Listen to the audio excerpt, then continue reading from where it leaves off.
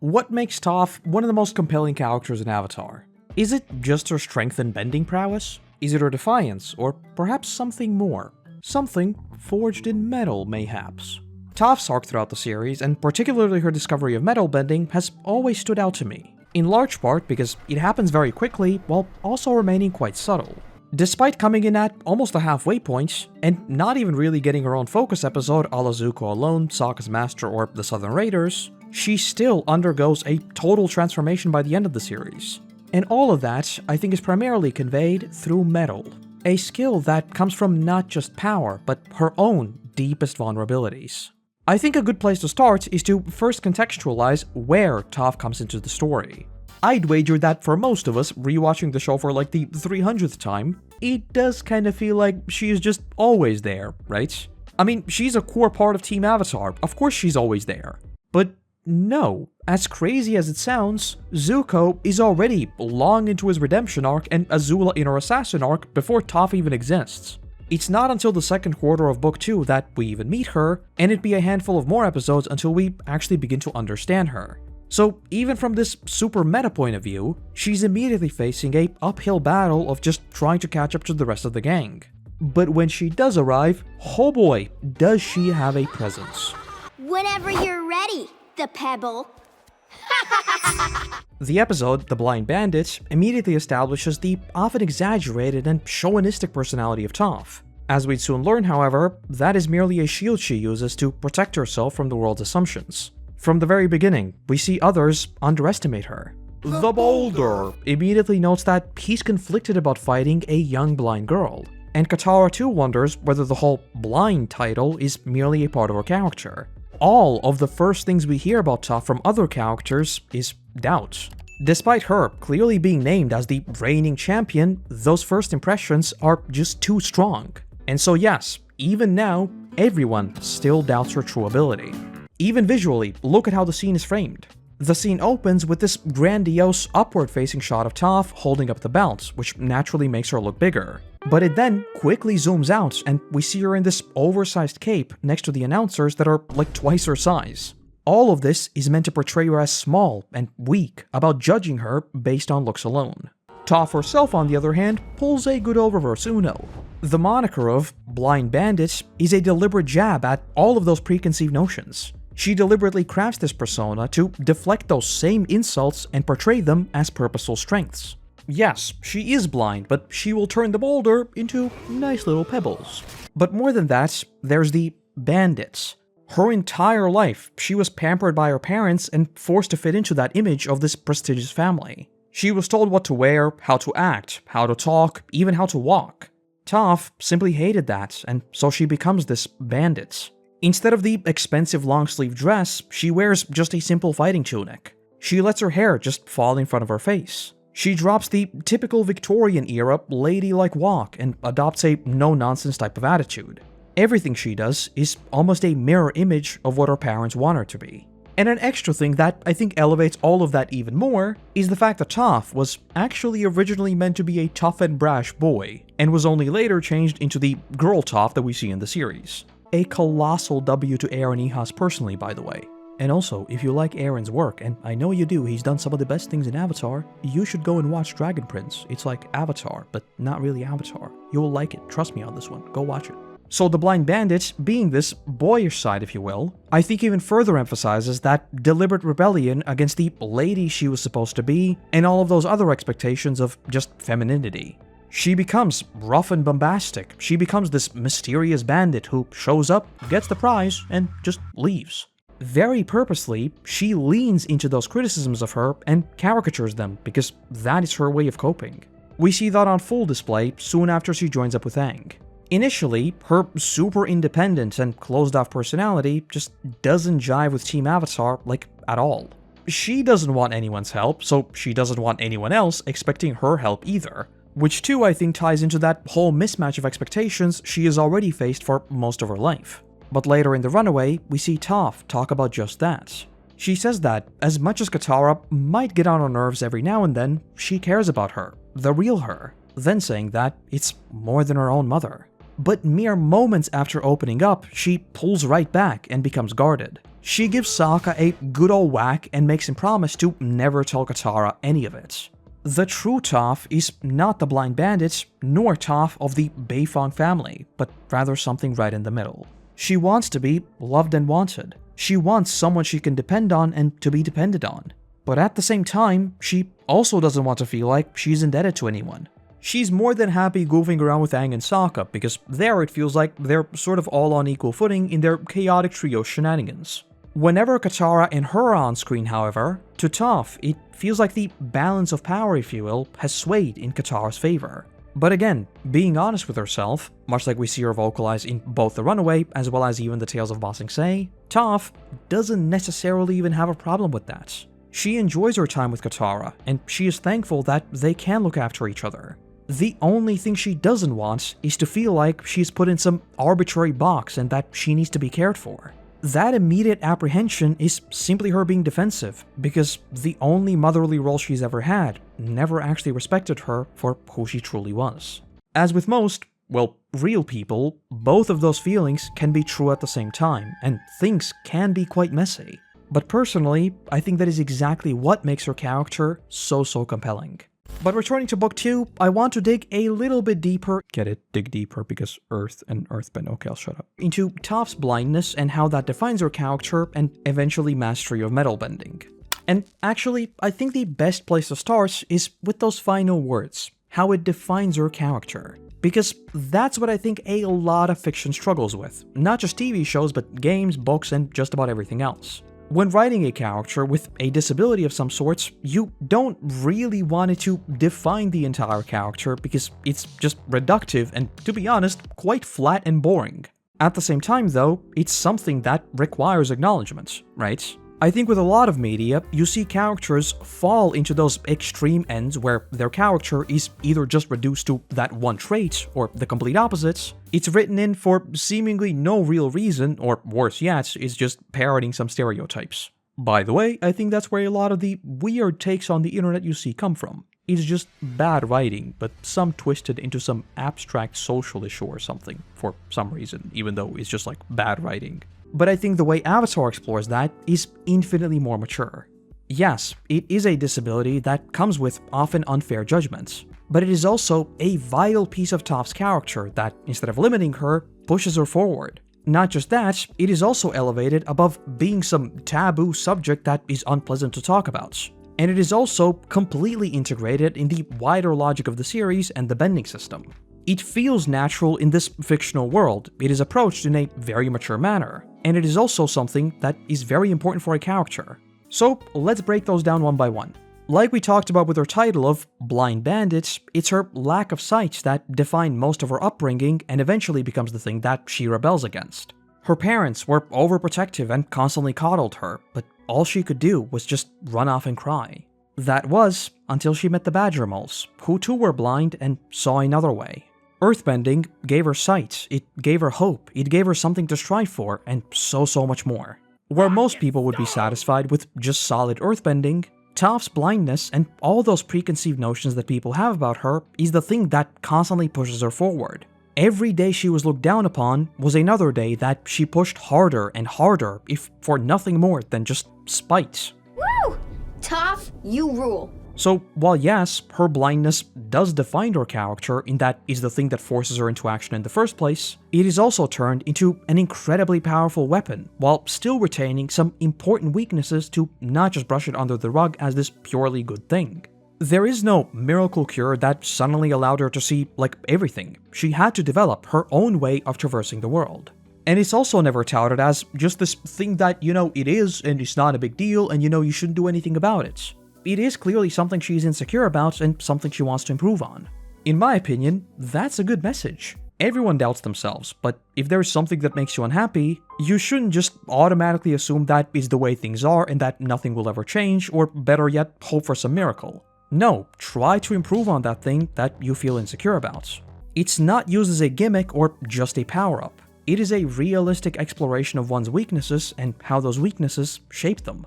And so Toph simply uses the in-universe logic of bending to adapt to the world and eventually thrive in it. More on that in a second. And I think another beautiful thing that Avatar does is allowing the characters, and most of all Toph herself, to joke about her blindness. I think this again goes back to that point of not reducing the characters down to just that one trait. I think trying to be overprotective and always treating these things as somehow taboo is sometimes even more disrespectful because it's kind of implying that they can handle joking about it, right? I don't want to, exactly throw up my own medical records here, but purely speaking from personal experience, in our own friend group, we constantly joke about things that are actually incredibly heavy, and I think that's a good thing. Might be cultural differences or just because we've known each other for an incredibly long time, but throwing out extremely morbid jokes about our own mortality that are likely not even safe for YouTube is just totally normal. It shows a degree of actual understanding that I think supersedes any kind of tiptoeing around the subject. And perhaps most of all, I think it allows the person who might actually feel isolated from everyone because of their own insecurities to openly talk about them and grow more confidence. Even for the younger audience that Nickelodeon was originally aiming for. I think it's cool to show that it's okay to be different and it's okay to crack jokes as long as everyone's just on the same page. By owning it, you allow others to just feel more confident and comfortable around not tiptoeing around these things. More than likely, it'll also make yourself feel more confident because it's just not a thing that has this additional baggage that, can't be spoken of. And again, I think that's exactly why Toph adopts the Blind Bandit persona. I think it's her way of saying, yes, I am blind. Now what? She doesn't let it be a weakness that anyone can exploit, nor does she want to portray it as an insecurity. But she's totally fine with joking around about not being able to read or seeing a top appa, because it's just a thing that is. It is a weakness of hers, and it would be great if that were not the case. But she's done everything she can do to adapt, to continue to focus on the things that she can't would just drag her down. She acknowledges that imperfection and moves on. But okay, why do I bring all this up and how is it in any way related to metalbending? Well, it's because I think when we meet Toph, she has truly conquered most of those insecurities and flaws that she sees in herself. She is a prodigy of an earthbender, she is incredibly independent, perhaps too much so to the point of initially creating friction, and generally, she is just really cool. That is, until we reach the desert. Aside from being just the coolest thing ever, the library sneaks in a tiny scene at the end that, in my mind, shapes the rest of Toph's character without us even really seeing it. Before venturing into the desert, we see Toph just thriving. She is free from her parents, the adventuring lifestyle suits her just fine, and she can even make herself a very nice little rock tent. In the library and the desert though, her bending prowess is immediately nullified. Toph and Appa choose to not go into the library because books are, of little interest to Toph, and Appa just doesn't like tight spaces. Problem is, while they're vibing on the outside, Wan Shi Tong goes full Eldritch mode and begins to sink the library. That is already a pretty big problem because Toph is really inexperienced with sandbending and she now has to fight off literal spirit magic. But it gets worse because then the sandbenders show up and yoink Appa. And I think it's this entire sequence that once again breaks Toph right open. For the first time in a very long time, she is truly blind.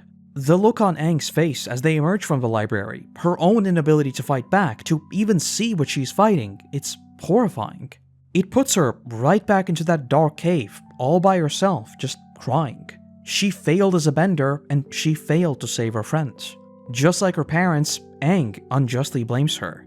He obviously doesn't really mean it, and emotions are just running really high. But despite her saying that she literally couldn't see what's going on, Aang yells that she never cared and never liked Appa. You just didn't care! You never liked Appa, you wanted him gone! It's like the absolute worst situation she could be put in, because hadn't she achieved so much? She made a name for herself as an incredible fighter, but with everything Aang says here, it once again makes her feel like lesser. Like her blindness is the thing that is making her weak. Without even meaning to, he confirms her worst fears. And the absolute worst part that I only realized on my 10th rewatch, she can't even see the tears rolling down his face. All she feels is just his anger. She can't see him, she just hears screaming and shouting from even this group of friends who saved her from her miserable life. For the rest of the desert, she is just guided along by Katara. She's quiet, rarely throwing out any sort of sarcastic quips or anything like that. In a cruel twist of fate, she is right back to where she was. constantly being dependent on someone else and hating every second of it. Except, that's not Toph anymore. Sandbending, just like her blindness originally, becomes a catalyst for her development. It becomes the thing pushing her forward. All of us have weaknesses, and some of those weaknesses are often out of your control. But what you can control is how you respond to them. I've already made a video on Aang's journey with earthbending and the sort of stoic worldview that comes with that, so most of those things naturally apply to Toph as well. The thing that allowed her to truly thrive in the world is that unrelenting pursuit of something more, to never be satisfied with where she is now. As soon as she discovered that she could see the world in her own way, it instantly became the main thing that drives her. Suddenly, she saw infinitely more than anyone could ever dream of, and no challenge was too great. There is, of course, a whole different conversation to be had around the unhealthy sides of that endless pursuit of perfection, something we actually explore with Azula, by the way. But in Toph's story, I don't think it's ever presented as something self-destructive or something like that. I rather think it's those slight imperfections we see with Toph that truly allow her to shape and mold her own personality. But looping back to sandbending as this catalyst for further developments, I don't mean that in just a character and emotional sense. As in, she failed sandbending and now she doesn't want to feel that. I also mean it in a very, very practical sense, because what is sand? Well, it is tiny, tiny speckles of earth, right? Put a pin in that for just a second, because in the Kyoshi novels, we hear about how Kyoshi struggle with bending anything that is smaller than like a boulder. Be it due to being, massive herself or some other bending quirk. Her bending initially only worked on a massive, massive scale, and precision was definitely not her strong suit.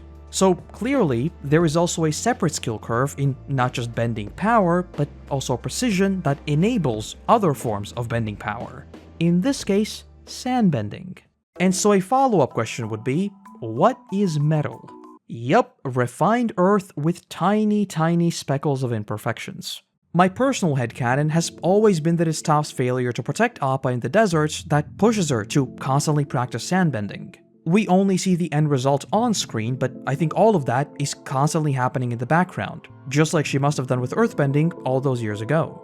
When we first see her attempt to sandbend, well, she can't really do, anything at all. By the time the finale rolls around though, not only can she bend those tiny speckles of earth, she can shape them into something infinitely smaller, infinitely more intricate, and on a massive scale. I mean, she creates all of Ba Sing Se, including the Earth King and Bosco, with a single move. That's not precision bending, that's industrial grade, laser cut, subatom level, 3000 IQ level bending. But okay, as much as I joke about it, I think it is that failure in the desert that reminds her that raw strength isn't enough. Even her cold and tactical approach to bending might not be enough. The thing that can truly bring her to the next level is precision. And so with that in mind, let us once again loop back to Book 2 and finally get to how all of that ties in with metal bending. I think to better understand Toph's arc, we must first consider its place in the broader narrative, because, like most of Avatar, we'd explore different sides of her struggles with different characters. What I mean by that is that typical duality we see with Aang and Zuko. Just as an example, take the Awakening. On Aang's side of the story, the entire emotional turmoil is around whether or not he should remain hidden. But on Zuko's side, we see Ozai congratulate him for bringing Aang down. Both of their stories are deliberately being mirrored and sort of play off of each other. That's what we see with most of Avatar. And so, shortly after reuniting with Appa and meeting the Earth King, all of Team Avatar get the letters that had been intercepted by the Dai Li. Aang gets a message from the Guru, Katara and Sokka an intelligence report from their dad, and Toph gets a letter from, supposedly, her mom who is in the city. All of them would now be undergoing some kind of emotional turmoil or solving personal issues. Aang would be grappling with the Avatar states. Sokka would be forced to decide whether he wants to follow in his dad's footsteps, or rather find his own place in the world alongside Aang. And Toph would, supposedly, be confronted by her feelings toward her family, who even now consider her weak. And on the opposite side of the story, we have Zuko, who too has just undergone a massive transformation. After the events of Lake Laogai, as Iroh puts it, his body and mind are at war with one another. There was such heavy cognitive dissonance that he is left bedridden for days. But what I'm getting at, and this is kind of spoiling my whole point, as seen by all of these other stories with the same exact themes, Toph's metal bending is not just a bending thing. All of it is about their own flaws and how they will confront them. Luckily though, I'm sure everything will turn out fine. Everything is gonna work out perfectly, from now on and forever. As soon as she is captured by her two not-so-good friends, she is right back in that confined box her parents put her in. Literally. She is physically confined in an inescapable box that not even her mastery of Earth can escape. Precisely as we saw in the Blind Bandits. Her parents saw her bending, they saw just how powerful and capable she was. But it still didn't matter, they wanted her to be in that box. She's confined, not just physically, but emotionally. Rather than succumbing to that confinement though, well, we all know Toph already. Once she slows down and really focuses in on what made her strong in the first place, comes evolution. She focuses on those teeny tiny imperfections in the metal and herself. Unlike traditional earthbending, it isn't this overwhelming barrage of massive rocks or even Toph's signature precision style. No, metal bending is literally taking what's there and bending it by itself, to manipulate its own flaws and to shape them into what you want. Like I mentioned a second ago, I know that there are some people who look at metal bending, and even lightning bending to an extent, as just this extra power-up for certain characters. Personally though, I very much disagree.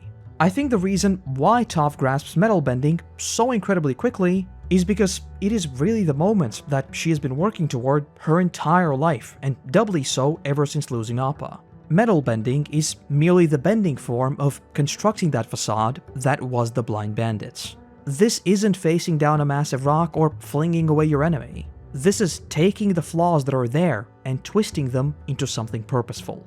People called her a blind little girl, and that's exactly what she leveraged. Everyone who underestimated her would have a very rude awakening. After a lifetime of bending those doubts to her will, I think her shaping something as unyielding as metal itself is the perfect visual representation of that constant struggle. And again, I think there is a very good reason why Toph's moment of enlightenment is paired with Aang's conversations with Guru Patik.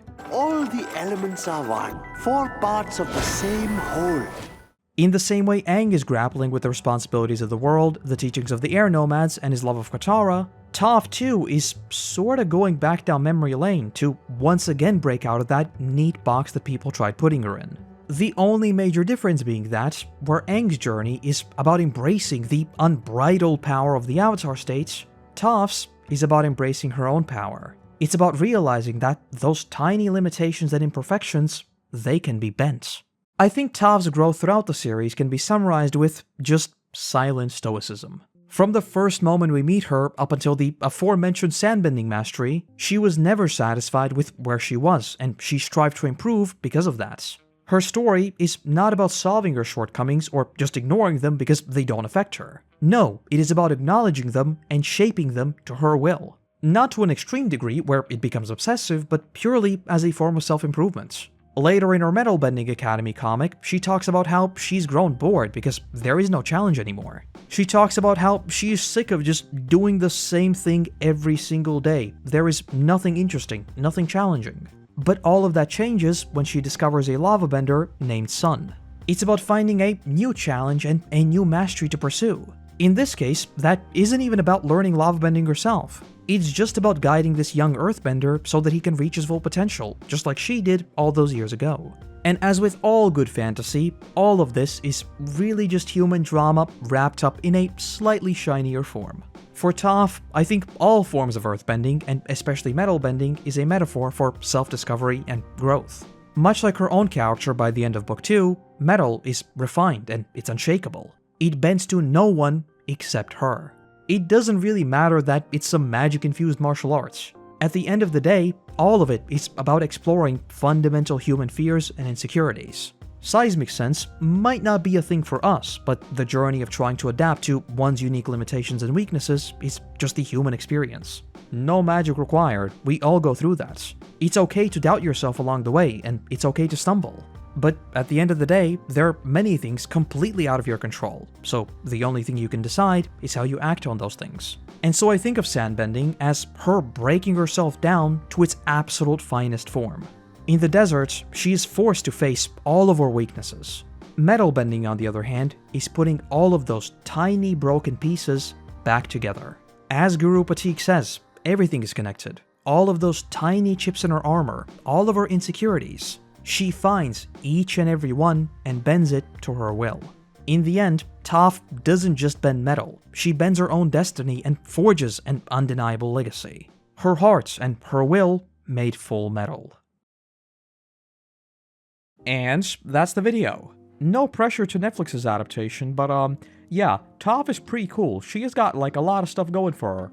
Which, by the way, if you want to hear all of my up-to-date takes with all the casting and everything, I cover all that on the second channel. Whenever new stuff drops, I am right there to talk all about it. Please, Netflix, just give them more episodes. Like, come on, they could make it good, just give them more episodes. But anyway, with that said, all of my other socials along with the merch stores in the description, and with that said, I want to give a massive thank you to our current patrons and YouTube members who allow me to produce even more of these for you all.